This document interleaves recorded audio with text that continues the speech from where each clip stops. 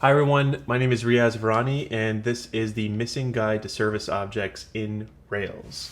So thank you for joining us. I know it's a different circumstance than normal considering COVID, but I'm happy to have you. So my name is Riaz Virani. I am a human male. I live here. I figured it's kind of redundant to put a picture of myself since you're also staring at my face. But if you want to read more about my random musings on life, you can do it at the URL listed on the screen. So I am a professional Rubyist, if that's what you would call it. I've been writing Ruby pretty much every day for uh, 6 years, 7 years, something like that. It's pretty much about the same time I realized as I've had this dog. This very sad, very pathetic. He didn't actually come in the mail. We put him in there. We might have been trying to mail him out, but he didn't take that very well. Anyways, back to real life and me not abusing my dog. Let's talk service objects, which is what I told you we would talk about today. So I've gotten sometimes the claim that we don't need them anymore. In fact, I think I saw a recent episode on Rails with Jason, which is an excellent podcast, where he was kind of going over maybe this is a concept that is a bit overused and is not actually needed in most applications. And I listened to it and I didn't exactly agree. And if that's you and you don't agree with me that we should be writing our code, our business processes and service objects, that's totally fine. You're not a bad person if you don't use service objects. You're not a bad person if you don't agree with me. I sometimes find it a little annoying when presenters come on and tell me how I should do testing or DevOps or whatever and make me feel bad if I don't want to do it their way. There's a lot of ways to do these things, and if you are interested and you want to learn more about like ways you can do it, then let's have a talk and let's see where we learn. But before we do that, let's start from the beginning and learn kind of how we got here. And really, we should just think about Rails. So Rails gives you a lot out of the box, and it's sort of designed to do that. In fact, we would call it a batteries included framework. It's not a library, and it gives you really the standard pieces that you need to get stuff on the page. And I'm talking, not only the standard MVC pattern, but you even get things like active job to have a standardized interface for your background jobs, and you get action mailer to be able to send out emails. But at the most fundamental level, to get something on the page, you need a route that defines kind of the URL, what controller it maps to, which does all the work, and it can include usage of models if it's having to save or create something or read something from the database, and then a view to show what the result is on the page or potentially return JSON. And this picture on the right really is just this nice, elegant set of directories that you get from Rails just by doing Rails new, and it gives you so much of the patterns and structures that you need out of the box. In fact, I would say that if you look at this Rails example code, it's pretty typical of what I've seen when people are like, hey, here's how you write your controller. It just looks so clean and so neat and so Rails-like. You just take some params that you got from your view in the form whenever you were filling it out, or I guess it could also just be a post from a JSON submission or AJAX call. But then you pass it into a model, and then you can sort of say, hey, it's saved. Let me redirect you somewhere else. In fact, I guess in this case, it would have to have been server rendered page or render another page. And it just looks so elegant, and I really appreciate how great that looks. However, in my experiences, this looks great, but then you end up with life happening, and your real Rails code might look more like this. It's got a whole bunch of mess in there in terms of authorization and whether someone could create an order, which is the example we're looking at. How does the payment processor work, and how does the pricing work, and how does maybe notifying people via email after an order is created work? And I get it, then putting this in the controller, which is sort of not a thing most people do, but I don't really think it matters whether you put this in the controller or if you put it in a model. Yeah, you can break some of this out into sub-methods. All in all, it's sort of like where Rails ends in some ways, where this is not just the basics of how to put something on a page, but where all the business processes need to start. So, if you kind of sympathize with me and you kind of get what I'm saying, that this is, Rails is great, but there's just some parts and some patterns it doesn't give you for things you'll actually need in real life, and you've kind of coded yourself into a mess.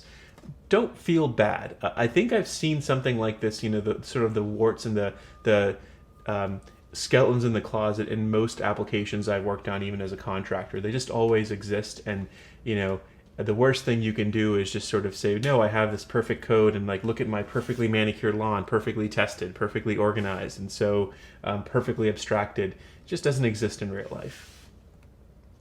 But we don't want to be defeatist. We don't want to say, well, it's all just going to be crappy and messy anyways, no matter what I do, and so I should just give in to that impulse. There's got to be a better way. And this is really where service objects come in. And so now we're actually going to talk about service objects for real. So what are service objects? And I don't actually think I found a really great sort of succinct dictionary definition of what a service object is written in some blog post or whatever. I've written kind of something like that. I think it's code that represents and executes business processes specific to your application. And that's a pretty generic way to say it, but it's the stuff that represents, the process of like creating, let's say, an order or creating a user, and what are all the steps and things that have to occur in that process. It doesn't really represent like the specific order or user. It doesn't represent, just a purely technical concept like a controller or a view might be, but it really represents, I think, a business process. So that kind of brings us to the next question in the meat of this talk. Whenever we kind of go down this route of saying, well, we need to create this other thing called a service object, there's actually a lot of things to think about, among other things. And I find that we don't do a really great job of talking about it in the community. There seems to be such an overwhelming number of talks and amazing content on, say, testing or DevOps or all sorts of other things. But I've actually found that there weren't that many talks on how to do this. And I think some part of it is that service objects, because they represent business processes, they're kind of unique, but I found that there's definitely some patterns of how you organize that code that you can share. So here's some questions we're going to explore today. So if we're writing our service objects, do we use more OO or object-oriented patterns within our service objects, or maybe a little more of a functional approach, inside the service object to organize what it's doing? How many public methods do we expose? So if our controllers like service object, do thing, in our example case, create order, should it just say create order dot perform, or should it be able to expose other methods into that service object? How do we handle errors? In our previous example, we were doing all this stuff and then sending an email. What if sending the email failed? Like, do we roll back? How do we kind of control the flow of logic when there's a sequence of things to occur? And what does each service object return? So if our controller or other context is saying service object, do a thing, does it just get, yep, I did it, or I didn't do it? How does it kind of communicate to the outside world in a way that we can support kind of the things we need, like displaying errors, etc.? And also, like, where do we put this code? Because it's not a standard thing in Rails, right? It's not one of those directories that we saw earlier. Do we just, I don't know, put it wherever? Do we put it next to the models? I don't know. And finally, when is lunch? Because I'm kind of hungry. That's a pretty important question, but we'll get to that by the end of this talk. Lunch. Okay, no lunch. Lunch is not happening. So first of all, let's talk about object-oriented patterns versus functional patterns. Okay, I'm going to show you some code examples to kind of make this more real world, but just giving you a concept ahead of time. Object-oriented patterns and service objects, the nice thing is it'll just look like plain Ruby. It's, maybe a class that says order creator and then it does a thing. And it's familiar. It looks a lot like what we call a poro. And if you're not familiar with that term, it just means plain old Ruby object. I put plain old, but it might be ol is the official way. And it's just a class that doesn't inherit from anything, or is just plain Ruby. It seems to be kind of, to me, the most Rails-esque way to solve this problem because, again, it looks a lot like other concepts in Rails. However, it's not necessarily the best fit, I think, for what a service object does, because most service objects are really sequences of actions. So in our previous example, creating an order, you take some params, you might create the order, price it, send an email. They kind of look more like the dreaded P word. It's a procedure. And that's what they actually are. I know that's a very out-of-date way to describe them, but that's actually, to me, what service objects are doing. And the final problem is if you use a very OO sort of structure for your service objects, they can be hard to compose if you want to reuse context inside of them, because your methods internal to them are really dependent upon the instance variables often that are in that particular context, and so it's hard to reuse. So let's take a look at some real code now to kind of actually hone in on this. There's a lot of code examples to the rest of these slides to kind of elucidate these concepts. They're somewhat contrived, but I've definitely tried to make them as realistic as possible just to illustrate the concept. So in this case, on the left side, you can see what our controller might look like in this case, or any other place you're invoking this business process. And instead of putting that logic to actually create the order in the controller, we've now asked this other class called the order creator to do the work. So we just create an instance of it, passing in the params and the user. We tell it to do its work, and then we check to see if it worked or not. So now we can test and work with our order creator irrespective of whether we've actually gone through our controller logic. Also good for testing. So if you look on the right, this could be a little bit of what it looks like. So you have an initialize method. It takes the parameters, sets them as simple instance variables. So if we look at the perform bang method, it's essentially the thing that's doing the work, and then calling other private methods in order to authorize, build and price, charge, and send emails. So you can kind of see what I meant by the fact that this kind of looks a little bit like a procedure. You have a sequence of steps that generally have to occur in order, but the insides of those instance methods, which again I've wrote a couple of them, just as examples here to see what could happen. The insides, they're interacting with the rest of the instance of it just via the instance variable. So for example, the build and price order is actually using an instance variable to set values of the order and actually accessing the params using the instance variable params. So this is sort of very, very classic, simple object-oriented design.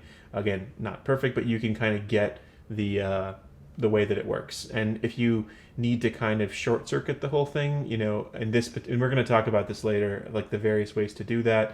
In this case, we're just raising, errors in order to do that, which you might raise custom errors in your case. So kind of makes sense that you have, if you're familiar with basic sort of plain Ruby, this is a lot what it would look like. But you have this object that represents what you need to do. But now let's look at functional service objects. So as an overall concept, and I'm going to just be obvious about this, I like this pattern a little bit better, and that's why I'm probably going to say somewhat more positive things about it. I do know that this is just not really the standard way that most Rubyists think, but I would encourage you to, if you haven't done it before, to take a look. So the pros are that, I think it's a better model for what most service objects are actually trying to do, because they perform a sequence of steps. In that previous example, we kind of went down that authorize, build order, whatever. And so it can be functional or procedural, but I think some programming model that represents a sequence of things is actually a good way to think about this. And I've also generally found with most of the tooling around this that whenever you have a lot that you need to do, it's actually much easier to reason about a large sequence of steps in a functional pattern than try to figure out the exact right breakpoints of how to make all of your different objects to do that work. And yeah, the last pro, I like it better. So you'll make me happy if you use it, and that's always a pro. It should really be the main factor in most programming, is whether I like it, but people won't listen to me. So anyways, cons. There is a slight learning curve if you're not familiar with functional programming. If you've never used it before, if you've come from maybe Java to Ruby, or just been Ruby and are very familiar with OO, that's a pretty important consideration, that you might just understand a different pattern better and you want to use it. I will also say that while in OO design it's easier just to use a Poro because Ruby itself is object-oriented for the most part, I find it much harder to really use functional programming as an approach, or functional concepts as an approach for your service objects without using a third-party library. And later on, we're going to talk about some of those examples. There's interactor, active interactor, one I really like called light service. But the other thing to just think about is if you want to research this concept and have maybe some familiarity with other things, what we're really doing is a very similar thing to I guess a state monad, as one of my friends told me. I know what that is, I guess. It's also called the railway pattern. It's also called the command pattern. I find they're all pretty much kind of a variant of the same thing. So I will also just say this because, again, a lot of people are not familiar with this. This is going to be in the slides. I found this slides on SlideShare, and you can kind of get to it if you get the slides and click on this. It is the best explanation I've seen of how to do functional programming in Ruby. So I don't want to steal from it, but I just wanted to kind of illustrate that if you wanted a deeper dive into this, it's a fantastic, fantastic look at this. I also want to make a recommendation before we look at some code, especially because, as I mentioned, it's hard to demonstrate this without a library. I'm going to use Light Service, which is one I've used for a long time, and it's one of these libraries that helps with this problem of writing more functional Ruby, especially service objects. So my code examples are going to use this library. It's pretty light on syntax, but at the same time, if you want to dig into it more, I highly recommend looking at their GitHub or using it. So the functional version. Let's look at the left side where the controller is. Now you're pretty much going to see that it looks the exact same on the left side, which is, I named the service a bit differently, just in a more verb format than a thing format. Instead of an order creator, it's just called create order. And you can simply call it with some params and a user. And then on the right side, again, this kind of starts looking similar, but it actually is a little bit different. So in Light Service, you have an organizer, which organizes a sequence of steps, and each step is called an action. And then you only have one method, which is called call. So it takes your params, creates a context, which is just a bucket of data. That's what that with line does. And then it reduces or iterates over a sequence of actions. And so our actions, in this case, are actually classes in the way Light Service does it. And so we'll look at what those classes look like, but we have an authorized class, a build and price order class, a charge order class. They're not OO classes, they represent just a step.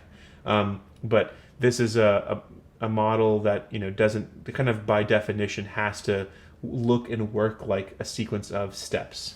So maybe this will be easier when we look at the next slide.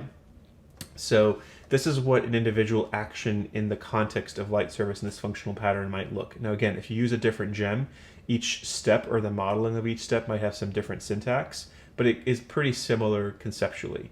So you have a concept of an action or a step. So in this case, the action, it can extend Light Service action, and then the expects and promises are actually things inside of Light Service to say, hey, when I run, I expect these two keys to be on that context. So we, in the previous step, were able to take in the user and params and then put them on the context. And so this action says, hey, like error if I don't see these on the sort of common context that has my data. And I promise to add an order. So during execution, I need to add an additional piece of data. And so if you look at the insides of that executed block, it looks pretty similar and it kind of runs down the steps. But you'll also see the very first line is the CTX or context.order, where it's adding an order onto the context. And then you'll also see below, it doesn't actually need to raise whenever there's an error. It can actually do a fail and return. We'll talk about that in a sec. Well, we'll just talk about it now. Fail and return is that you don't actually have to raise an exception. In this case, you can say, hey, this went wrong. This isn't really exactly right. Let me specifically fail an error and stop the chain of events based on this particular error that I've had. And so you can handle, step 4 can error, and actually the context and the whole system has a way of handling the pattern of rolling that up to the parent without raising an exception. Which is a really nice kind of thing you get alongside functional programming.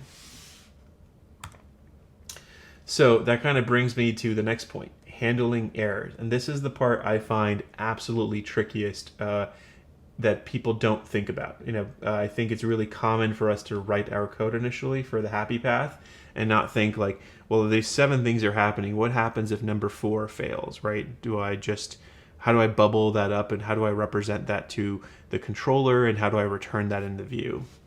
So this is really about when things go wrong. And in our first example of our object-oriented code, you had those other private methods.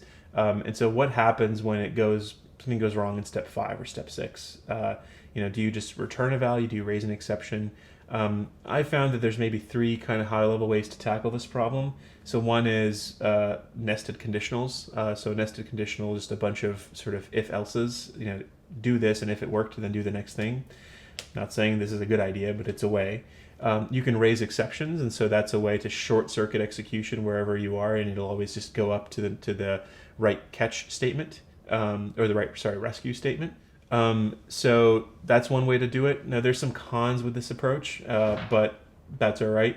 There's also throw catch, which is kind of like raise rescue, but it's not exactly the same. And so we're going to talk about where you might use it, and I think in some ways it's a fairly elegant way to go about this problem.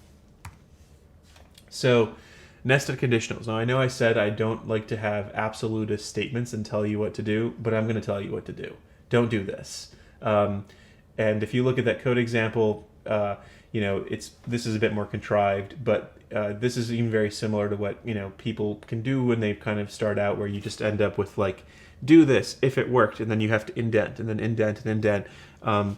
It's probably going to work fine in terms of a technical capacity, in terms of the execution of the program, but it is very hard to read, and it's very hard to make changes. It's very hard to break into smaller methods, and you just end up with this thing that looks like a triangle in your code.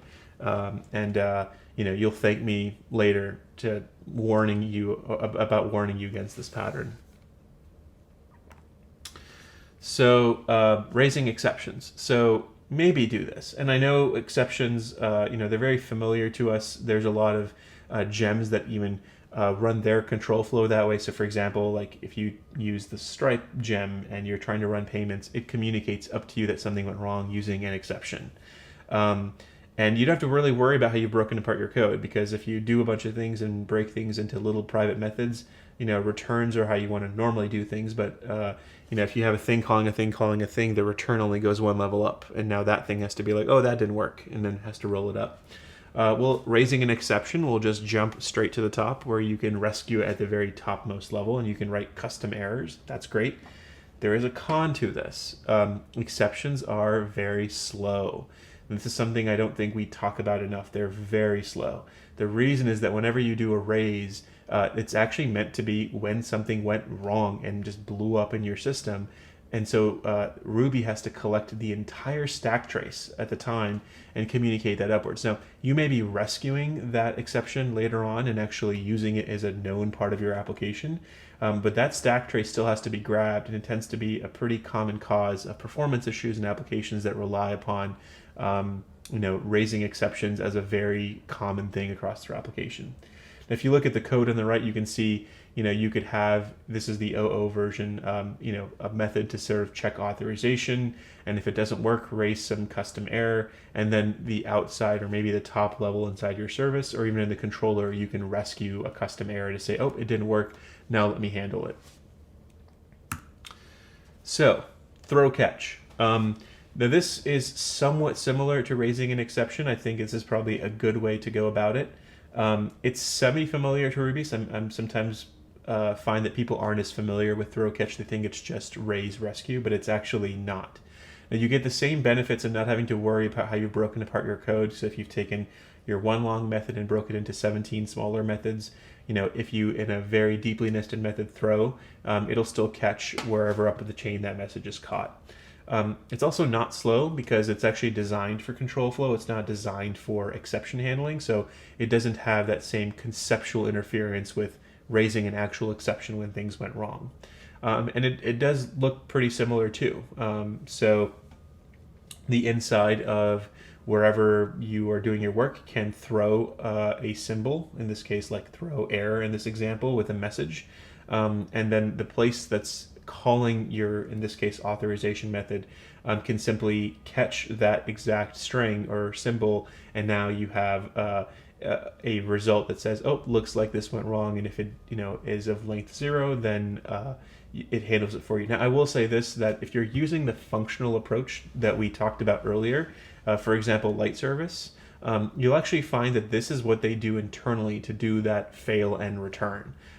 Which is kind of nice. And in fact, I think a lot of the other gems that I've seen that use the functional pattern are actually using throw catch internally for you, and so you don't even need to worry about this. And so the process of something going wrong is actually kind of built into functional programs where you'll have like, or the command pattern where it's like, well, here's my success outcome and then here's my failure outcome, which I kind of like. And that's, again, one of the reasons I really like using those approaches to solve the problem of a service object, or to build one of the service object out. So return values. What is a return value? And so return value is really about like, what does the controller see? I can jump back a couple slides, but it's like when you looked at the controller was like, hey, do order creation and save it in result, and then saying, was result success or failure? That thing that's the result, that's the thing that the controller or whatever is calling your service object gets to see or understand about what the result was of like, please try this. Did it work? Did it not work? And so you're generally going to be calling this from the controller. And so what should the controller be able to see? And so at the most simplistic level, again, you have three options, maybe more, but here's the three big ones. You can literally have the execution of a service object just return a Boolean saying true, false, that worked, it didn't work. That will work, but I think it's got a lot of limitations.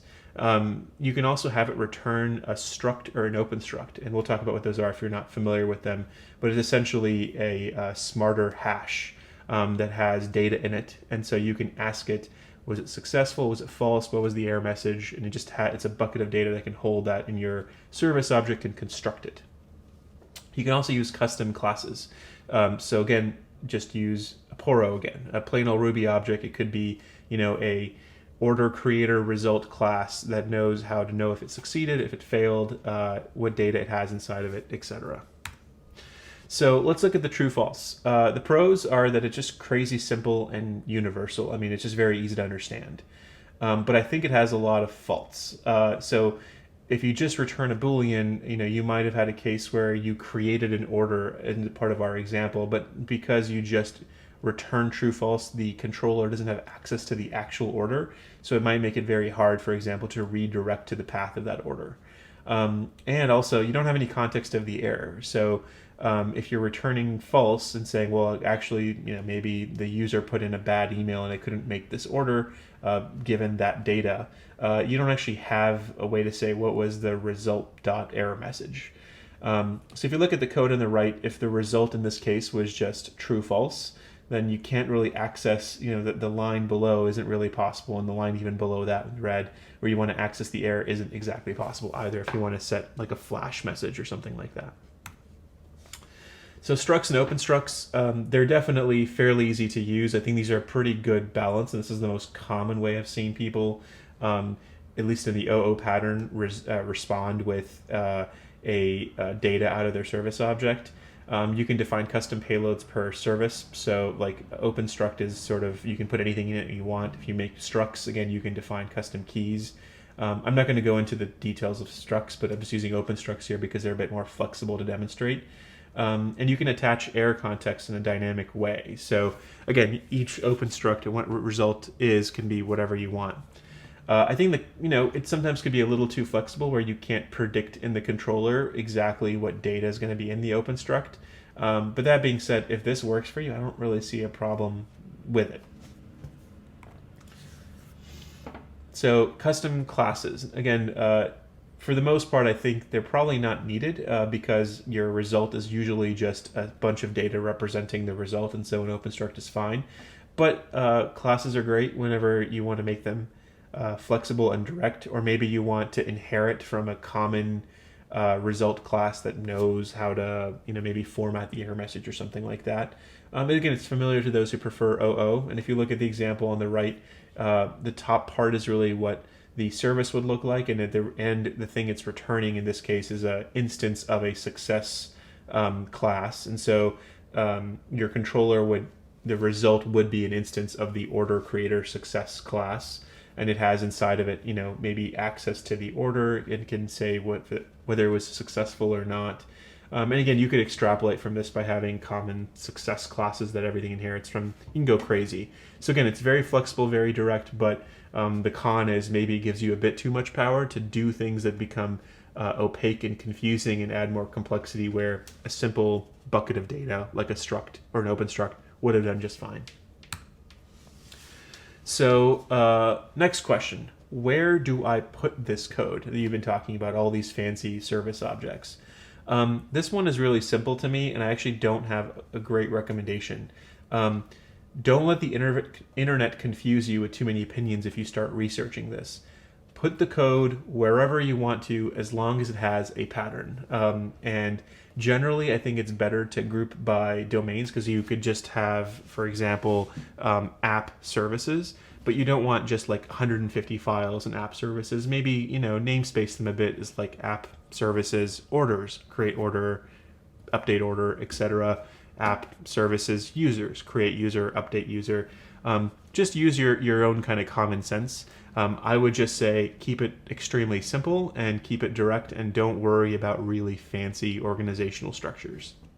All right, so that's my talk about service objects. I normally would be doing a Q&A at this point, but of course we're going to be doing that on Discord for those of you that are attending the conference, and I look forward to your questions at that point.